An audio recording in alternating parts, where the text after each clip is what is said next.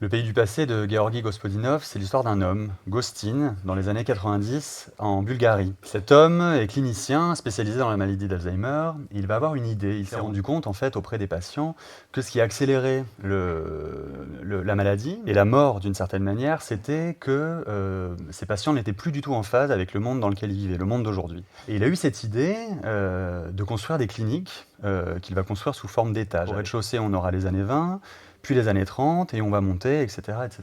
Et il va placer ces patients en fonction de leur année de naissance dans ces étages. Et donc, dans l'étage des années 50, par exemple, on aura les programmes télé des années 50, le mobilier des années 50, les médecins seront habillés à la manière des années 50, etc.